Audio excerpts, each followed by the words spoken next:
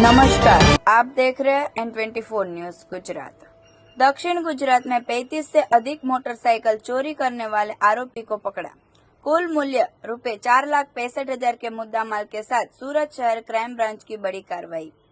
सूरत शहर crime branch के general squad के पुलिस सब इंस्पेक्टर और उनकी टीम ने पिछले 2 महीने से सूरत शहर में वाहन चोरी के मामलों की जांच शुरू की थी। इस दौरान पुलिस को सूचना मिली थी कि आरोपी दीपक उर्फे अर्जुन रघुनाथ सिरसाट, जो कि कई अन्य अपराधों में पकड़ा जा चुका है, सूरत शहर और गुजरात के अन्य शहरों में मोटरसाइकिल की चोरी करने में संमिलित है। क्राइम ब्रांच की टीम ने अपनी जांच के दौरान पाया है कि यह आरोपी पुलिस से बचने के लिए गुजरात और महाराष्ट्र के विभिन्न स्थानों पर फरार रहता था।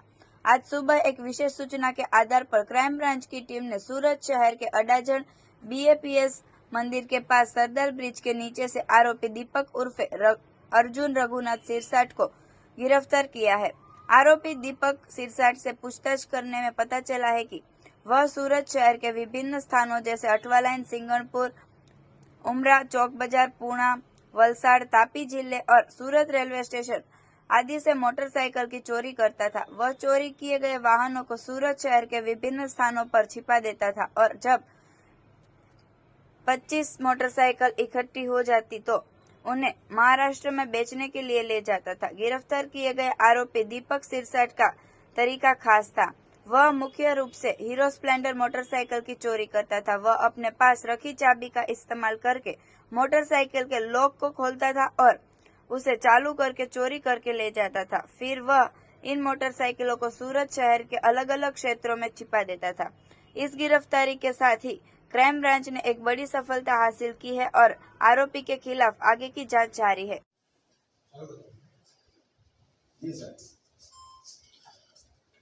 सूरत क्राइम ब्रांचना police inspector SN Parmar, JG Patel और PSI सिसोदिया छेल्ला घणा समयथी प्रोपर्टी ऑफेन्सना वण शोधाયેલા गुना शोधवा माटे प्रयत्न करता था। एमां जेमां मोटरसाइकल चोरीना गुनाओ पर ए लोको वर्कआउट करता था।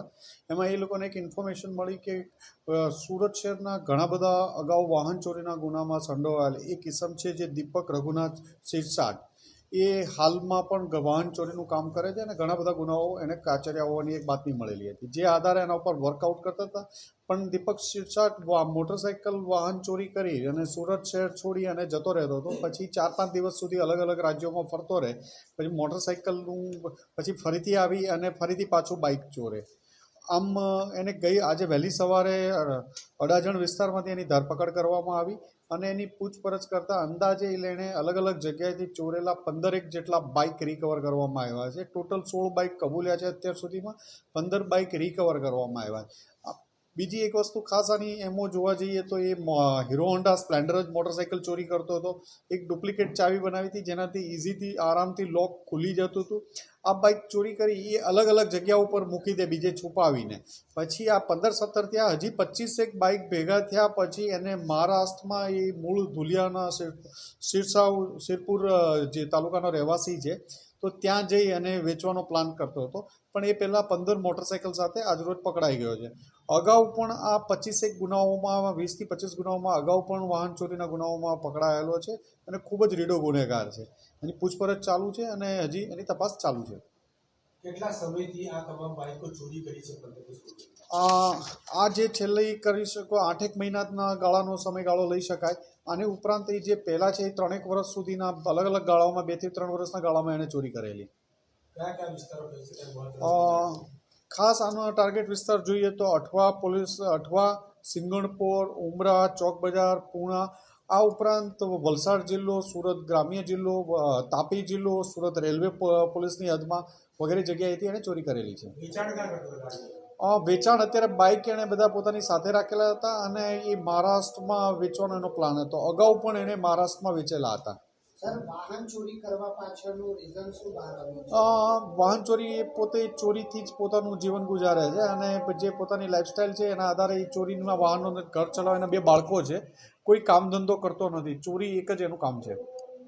આ સિવાય કોઈ કારણ બહાર આવ્યું છે કે પૂછપરછમાં? ના, હાલ પૂરતું નથી. देखते रहिए N24 न्यूज गुजरात, सिर्फ हम तक ही नहीं सब तक।